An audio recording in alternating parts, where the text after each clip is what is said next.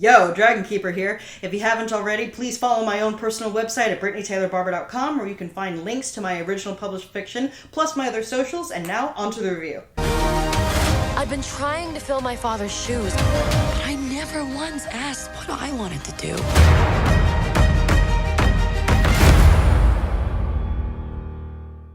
Boy, this movie got done dirty by the trailer. So I went into this movie not really expecting much.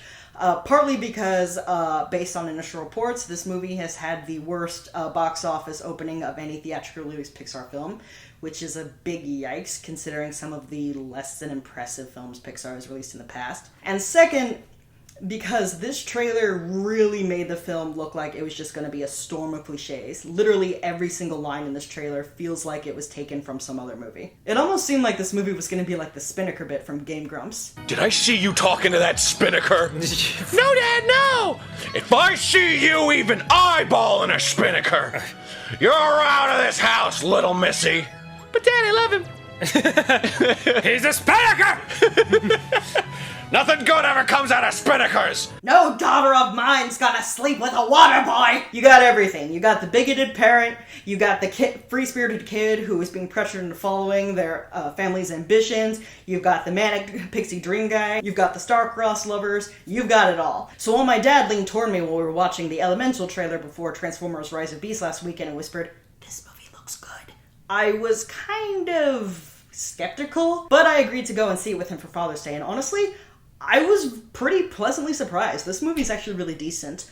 A lot of the themes in the movie that are presented in the trailer are there, but they're done in a much less eye-rolling and cliche way than the trailer suggests. This movie didn't feel like a storm of cliches. It had a story that was familiar, but was done in a way that felt very fresh and spontaneous and honestly really fun. The only thing about this film that genuinely interested me before I walked in were its visuals. And I know some people have criticized the character design for the different elementals, and particularly our male and female lead for continuing the trend that people have noticed with how gendered Pixar character designs are, with the female character being much slimmer and having bigger eyes, and the male character being very bulky and such.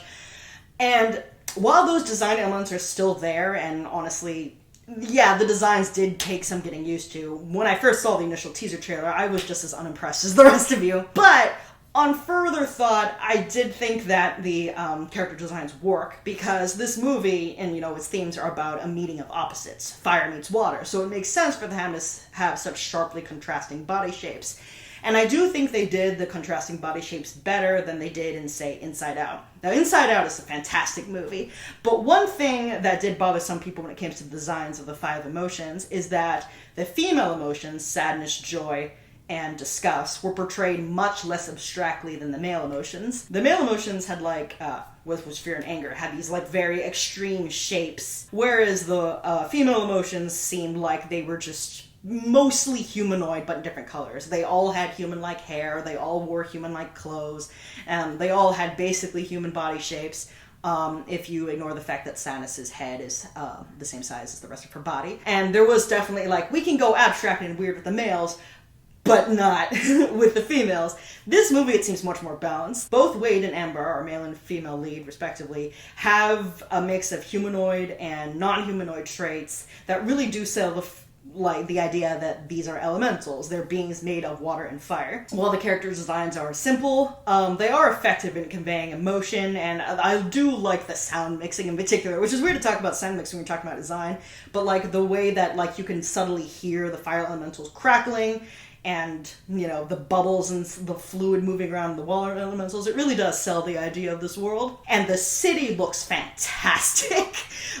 That's one thing that's the one element that the trailer actually gave justice to the movie. You can really see how strong the imagination is at Pixar to depict the city where these four elemental beings all live together, and, what that logistically would look like. And there's a lot of clever, visual gags due to, the differences between the different elements. There's a scene early on where we see a bunch of air elementals disembarking from a blimp, and as they get out of the blimp, it deflates. And then, because it's deflated, the blimp sinks to a lower level where a bunch of other air elementals get on to go somewhere else. And as they file in, it inflates again. And that's a really cool visual. And that's just one, like, quick, like, 10-second moment. The whole movie is full with, like, clever things like that. Like, this actually looks like a city you'd want to live in, despite the fact that you're a fleshy human and you probably couldn't function there. I remember my review a couple weeks ago for the Little Mermaid remake and how I said how that looked like very unimpressive and how everything, at least the first half of the movie, everything was way too dark and way too blue. This movie has is the exact opposite. It pops, it's bright, it's beautiful. There's like the contrast between not only the residents but the different areas of Element City are really well done, really visually popping. So one of the major plot elements in this is that the fire elementals live in a separate, like, kind of neighborhood from the other elementals. This kind of ties into the film's themes about racism and, like the immigrant experience, and that has attracted some criticism from this film, but don't worry, I will talk about that in detail, because you can't really talk about this film in any kind of detail without mentioning those elements. So the idea is basically that while the three elements of earth, air, and water all live together in harmony, everything changed when the Fire Nation arrived and tried to build an honest living for themselves. And because the city wasn't really built to accommodate them, they kind of built their own neighborhood. I really do love the visual contrast between the Fire neighborhood and the rest of Element City. Fire neighborhood, as you can imagine, is largely made of, like, hard metal. So there's a lot of shades of iron, gray, and brown, and the buildings are very industrial looking. And that sounds like it would look ugly, but it really doesn't. The Firetown really does have, like, this personality and this vibrancy to it, as fitting for its residents, that really does make it stand out. The rest of Element City, it's said, like, maybe a little past the halfway point of the film, that a lot of the buildings are actually made of blown glass, and it looks like it. It looks like a glass bottle collection with, like, all the light shining through it. And that visual contrast between where our main character Ember lives and where the rest of the city is, it's well done. It's great. I could gush on forever about how good this movie looks. One thing that really bugged me about the trailer, well, one out of a million things, is that their male love interest, Wade, who is the water elemental, the film made it seem like he was just a manic pixie dream guy. He's just there to support Ember. He doesn't really have a personality other than nice love interest. But the film actually lives up to its premise in that it's a clash of opposites. And it's pretty clear that the personalities of our leads are based in large part off of the characteristics that we associate with their elements. Ember, as a fire elemental, has a fiery temper. First of all, she works in customer service, which is a job that would cause anybody to lose their temper. And she has a problem where she's trying to keep cool with customers, but she can't, and her temper flares up and she ends up destroying things around her. Wade, by contrast, as befitting a water guy, is shown as being weepy and overly emotional. When we actually first meet him, he's sobbing his eyes out, and I was like, oh gee, is he gonna be like this for the whole movie? Yes and no. He isn't sobbing every scene that he's in, but the fact that he cries easily is a huge part of his character that keeps recurring throughout the film. It's just who he is. He's a wear his heart on his sleeve kind of guy. He's emotional. He's overly affectionate. He gets sentimental. So seeing this guy being so open with his emotions versus seeing a girl who's, like, trying and failing to keep hers tempered is a really cool contrast. So the reason Ember is so determined to keep her fiery temper under control is because she comes from, like I said, a family of fire immigrants.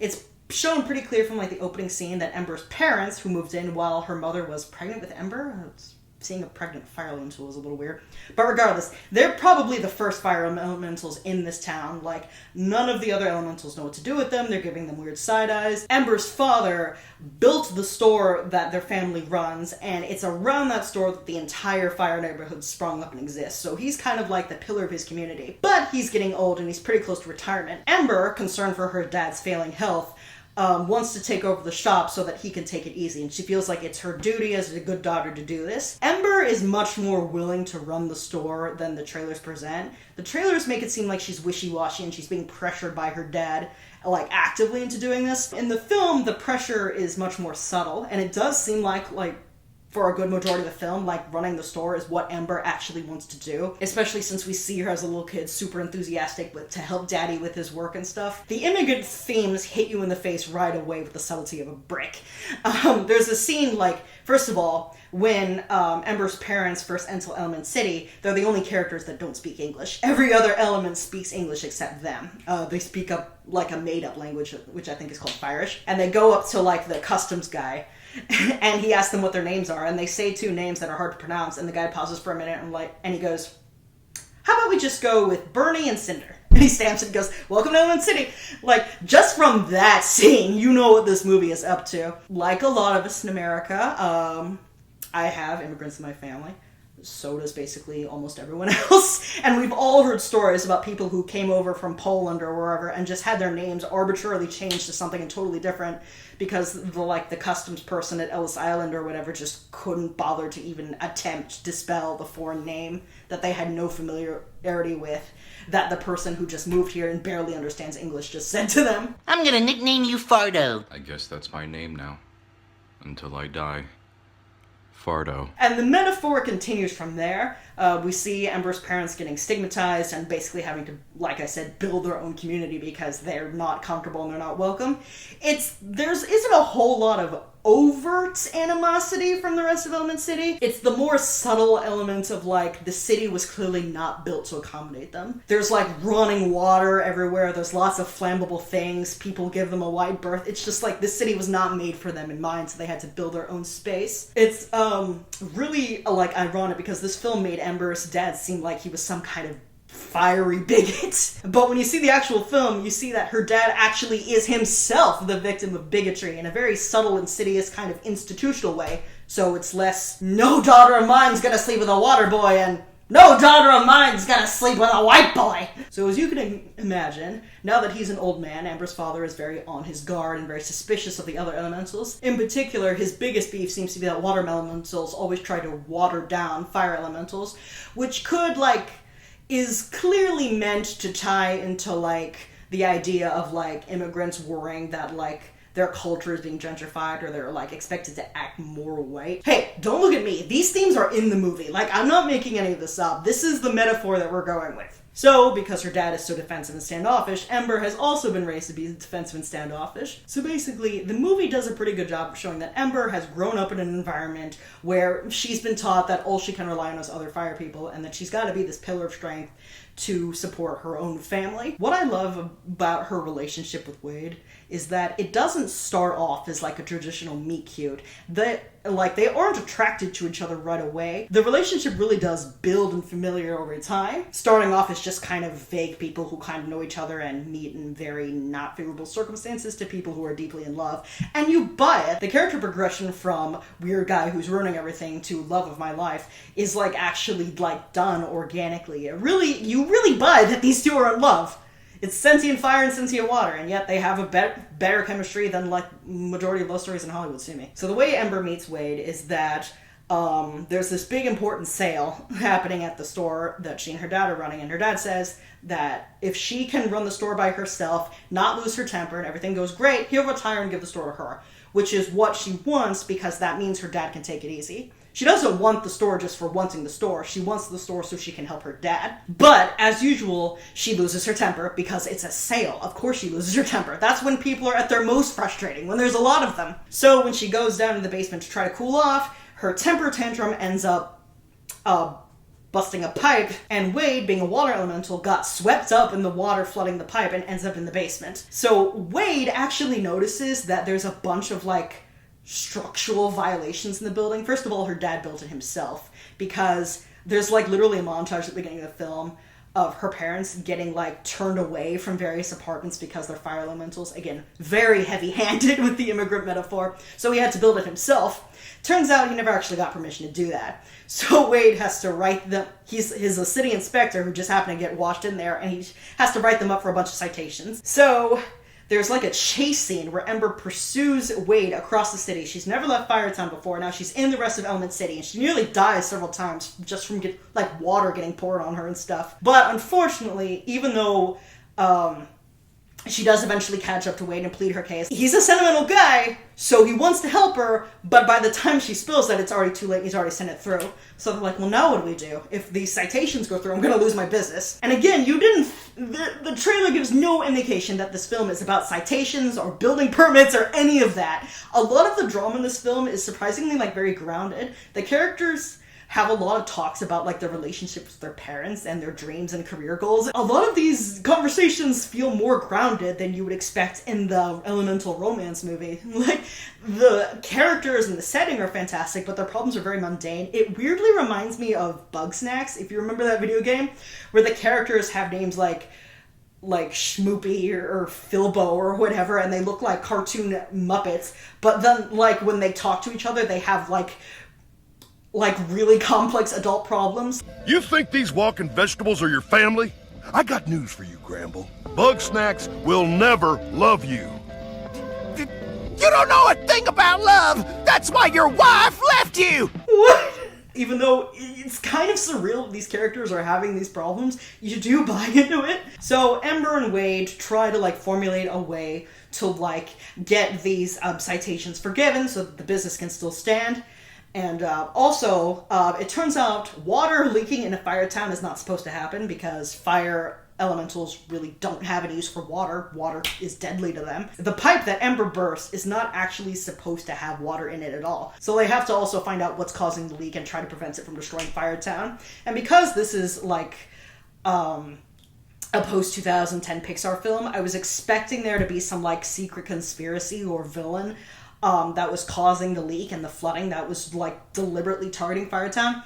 No, there is no villain in this movie. The leak is not caused by any kind of malevolent force with any kind of motive at all. It's just there's a problem with the infrastructure. That's it. And honestly, I was really relieved to learn that there was no antagonist in this movie. No hidden villains, no hidden agenda, no surprise, I was the villain all along. None of that. Even the dad, who you could argue is the main antagonistic force because he's the major source of stress in Ember's life, like, he doesn't feel like an antagonist either. The grandmother in Encanto at least kind of felt sort of ish antagonistic in the way she was pressuring everyone.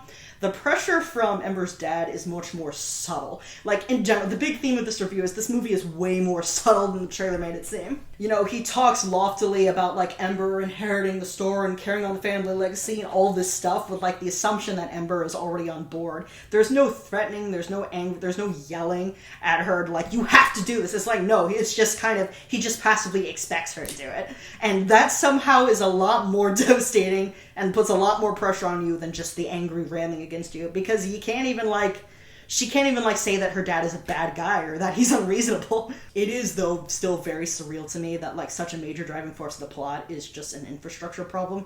Now, due to all the other, like, themes about immigration and racism and such in this movie, you could kind of infer that maybe the part of the infrastructure causing the leak has been neglected because the municipal government or whatever just isn't thinking about the fire elementals, so they just neglect that part just out of ignorance. Nobody in the film says that or suggests that or implies that, but when all the other, like, racism things, you kind of start to wonder if maybe that's a factor.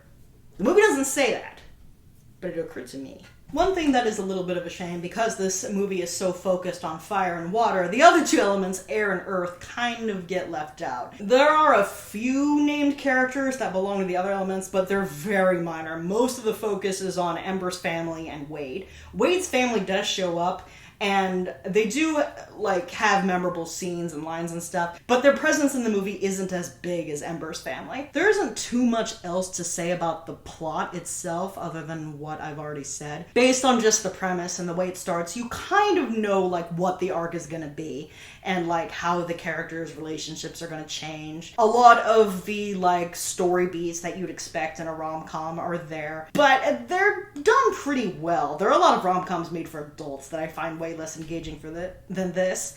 And part of that is it's a Pixar film, so they're not just going to make just a rom-com. They're going to make a rom-com with elementals because that's more fun to do. The main thing that sets this movie apart is not its plot, which is admittedly more engaging than what the trailers said it was going to be, but has more to do with how, like, the uniqueness of the setting ties into its themes about immigration, prejudice, and generational trauma. When it comes to the interactions between Ember and Wade, a lot of it's just like, haha, funny, like fire and water physics. And a lot of it actually, like, seems like it's a very, like, clear-cut, like, metaphor for, like, a cultural clash. So there's a scene during Ember and Wade's first date. They aren't really a couple at this point, but they hang out together and it's a date.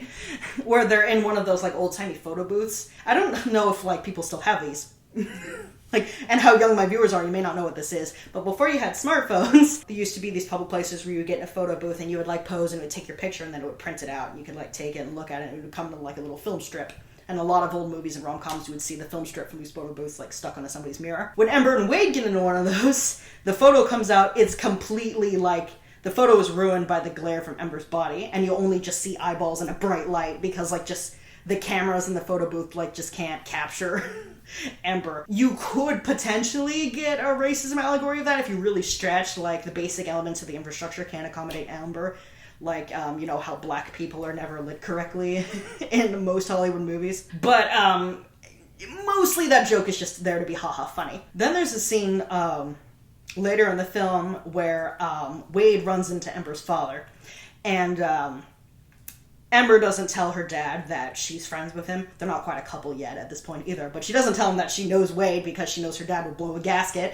So Wade just kind of happened to run into him, and they have to, like, concoct this story about him being a food inspector. So, just to mess with him because he hates water elementals, Ember's father tries to get him to try some of their food. Now, it's been shown that the fire elementals eat things that other elementals can't eat. They mostly eat, like, things that you would put in a campfire to make it bigger, which I think is really clever. They eat, like, twigs, logs, bits of charcoal, well, lighter fluid. You probably saw the scene where they're like bottle feeding a baby fire elemental lighter fluid. So anyway, he gives a bunch of hot coals for Wade to eat. And Wade tries to stomach them, but it actually causes him to like evaporate. There's a constant like worry in this film that Ember and Wade will accidentally kill each other because, you know, fire evaporates water, water puts out fire, etc. And Wade is really, really struggling to put away the food that Ember's father is giving him, but then he decides the food actually tastes okay, and it would be fine if it's watered down.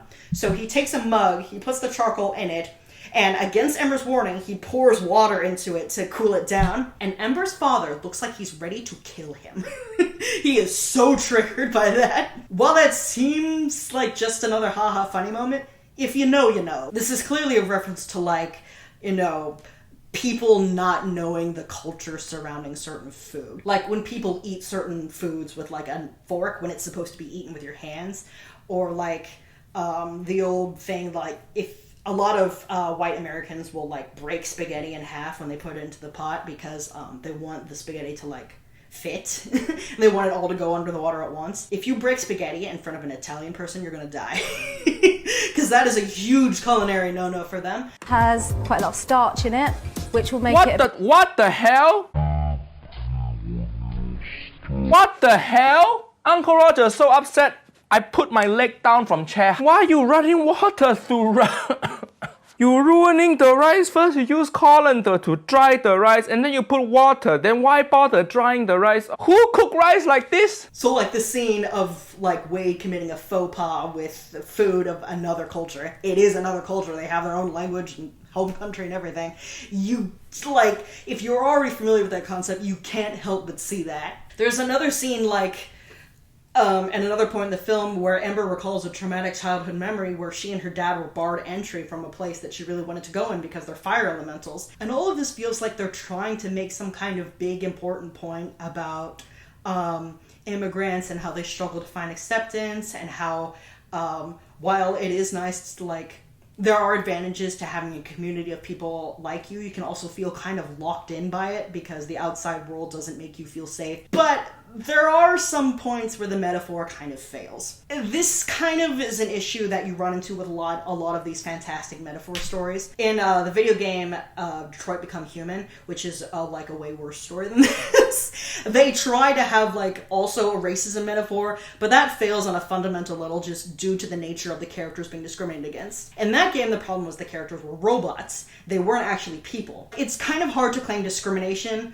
when the race of people being discriminated against were literally created by their oppressors to serve a specific purpose. That's why the metaphor failed in that particular story. Humans created androids, so because of that, it can't be the same situation as white people oppressing black people, because white people didn't build black people in a factory. And just that element alone causes the metaphor to completely break down. I was kind of afraid that the racism metaphor wouldn't work in Elemental at all, because the trailer doesn't portray any kind of power imbalance between the elements, which is the biggest element of prejudice. There has to be one group that has a social advantage over another group. However, in the film itself, it's clear that fire elementals are the ones that have the big stigma against them. And that's we kind of buy into that expectation because, first of all, in Avatar: The Last Airbender, one of the greatest animated series ever, who are the bad guys? The Fire Nation. Fire is the destructive element. It's the one that we're scared of. So, on paper at least, it makes sense for the other elementals to be wary of distrustful and not want really close contact with fire elementals. But that's also what causes the metaphor to falter and crack, because, you see, prejudice groups in real life often aren't actually more dangerous than the people who make up these stereotypes about them. The fear surrounding, one race is considered more violent or whatever is largely based on, misconception or prejudice or whatever. If you're a white person in the United States, if you're the victim of a violent crime, your attacker is most likely going to be another white person. Because that's just kind of the way crime statistics work. Lots and lots of violent crime, the majority of violent crime, is within racial barriers. The attacker is, usually the same race as their victim, because that's just how the crime statistics work. That's just how it shapes up. So, when you see on the news, on, a lot of right-wing socials, the problem with violence from this group, and, you're kind of overlooking the violence from your own group, and you're doing that deliberately. So, the idea that one group of people is, inherently more dangerous than another is largely based on, propaganda, fear, stereotyping, whatever. But here, fire elementals actually are more dangerous. There are lots of scenes where characters get burned, things get damaged. Ember is genuinely afraid that if she even so much as holds Wade's hand, she's gonna boil him to nothing. And she's portrayed as justified in that fear, especially since fire elementals are shown to get really big and flare up and grow 5 times their size when they're really, really mad. Ember has several times just blown up the front counter of her father's store because she's lost her temper. The thing that Ember as a kid got barred out of was an exhibition of the super rare plant that she's always wanted to see. It's a really sad scene. It's really troubling. But the fear that she might damage the plant is a justified one, because earlier in the movie, there's a scene where she walks into an Earth Elemental's office, and it's completely stuffed with plants, so many houseplants. It's like the Rainforest Cafe in there. It's completely dense with foliage. One moment of inattention when her temper flares up, and every plant in the room is destroyed. She's literally, it looks like she's standing, in a small cube-shaped subsection of South America, and then she flares up, and there's nothing left in the room but ash. There is actually a legit reason why fire elementals are being left out. And yes, I know it's still not fair. It doesn't dismiss how shitty the fire elementals feel or how they feel unwelcome in large parts of the city. But in this case, in this film setting, the prejudice is somewhat justified. And that's what makes the metaphor not work. Because it kind of makes it seem well, these groups are actually inherently more dangerous, which is not the case in real life. Now, of course, even if it were the case in real life, even if one group is more likely to be violent or whatever than another, or to more likely to damage things or whatever than another, that still doesn't make it okay to prejudice against them. But still, there is this kind of disparity between what the real dynamic is versus what the dynamic is in the film. However, I don't mean to say that the film's portrayal of the difficulties faced by stigmatized groups are in any way unrelatable, because there's a lot of stuff that is relatable. The scene where Ember meets Wade's family can hit kind of close to home for a lot of people, because Wade's family are very supportive, but it's clear that they've never had a fire elemental in their house. And while they're trying to be nice and they don't want to drive her away, they do want to be very accommodating to her, they just they don't really know how to act. She gets microaggressioned at least twice at that table. There's when she walks in and her mom, Wade's mom rather, not her mom, Wade's mother makes a really stupid joke about her being smoky. Wade laughs, but she gives a very uncomfortable laugh. If you're another race and you hang around white people, you're meeting your white boyfriend's family, you're gonna people are gonna say like stupid shit, not because they're mean, not because they're making fun of you. They are trying to be nice, but they just don't know. Like, it's just sheer ignorance. And it is so frustrating. I love, like, one of Wade's family members. He has so many family members, I can't remember who says this. When Ember walks in and one of his kids actually, like, tries... Their whole kitchen, their whole dining room, rather, is just flooded with water. And it's really cool because they can, like, meld into it. So, like, I don't know. The physics of how the characters, like, even how their bodies work and how they interact in this movie is really cool. But, like, one of the kids, in just a moment of roughhousing, tries to dump Ember into the water in the dining room, which will kill her. And, like, when they stop the kid's dad turns to Ember and goes, please don't hate us. Which is an emotion that, like a lot of, like, white liberals can relate with, because they want so desperately to be the good ones. They want to be accepting, and they're just, like, their family members, like, aren't living up to the lofty standard. I remember reading, a book, I think it's on my shelf, but it was basically about, like, the rise of the depiction of gay characters in TV in the 90s, especially in sitcoms. And one of the things, the book talks about, it was a really interesting book, is that a lot of straight characters in these sitcoms, they were kind of caught in this awkward middle ground. They need to establish with the gay characters that they interact with in the not as liberal as we remember it being 90s, that they're not gay, but they also at the same time want to emphasize that they're not homophobic. That need to distinguish yourself as different from, but also accepting of, is one that causes a lot of people in like a privileged position a lot of anxiety. During the dinner scene with Wade's family, when Wade's mother notices that Ember has a talent that has nothing to do with her dad's job and offers her a career opportunity to further that talent, and that career opportunity causes Ember a lot of anxiety because while she wants to take it, she feels like she'd be abandoning her family if she does, and Wade is like, you know, parroting his family's ideas of like, you need to follow your dreams, you deserve this, and Ember blows up at him and she says a line that really, really stuck with me. It's probably going to stick with me for a long time, which is, following your dreams is a luxury. That's not for people like me. And there's a lot of there's a lot. There's just a lot in that line. This film really does feel like it's trying to like shed this spotlight onto like a lot of these difficult questions that people deal with. And it doesn't really present like a scenario that is like a perfect solution. This film raises a lot of questions, but it doesn't really offer a lot of solutions, which I think is probably the best choice for a movie like this. Like, this movie doesn't have to end with them like completely absolving prejudice between elements and the fire elements fully integrating the rest of the city. It doesn't end that way. It doesn't need to end that way. It just like tries to end with the characters finding the best possible ending that's available to them. I feel like a film about like a social issue doesn't need to end with them solving the issue because that's just unrealistic. Like, we could be thousands of years in the future, we still be dealing with like prejudice and like cultural clashes and all that stuff. So having the characters solve it is just like unrealistic fairy tale stuff. Again, it's weird to say about the Elemental film, but there you go. But instead, it depicts these struggles in a way that is very relatable. I do feel like a lot of how this film talks about these themes will kind of fly over young viewers' heads. I feel like with a lot of Pixar films, this is a film that kids will go back to years later as like teenagers and be like, oh, that's what that movie was about. I've had really like moments of realization like that with other Pixar films, and it wouldn't surprise me if future generations had that about this film. It is done so subtly that I am a little worried that the messaging like won't quite be there for people who don't already know. But if you do already know and you come from like, you know, a mixed race family like I do, or from an immigrant family like a lot of Americans do, or whatever, you do kind of feel seen, and you like see these moments in this film where you're like, oh yeah, I've seen that before. Oh yeah, I know what that's about. Oh yeah, I've seen that. There is a criticism to be made that like, why can't you tell a story about immigrants and frustration and stuff without elementals? But other studios can like tell like a grounded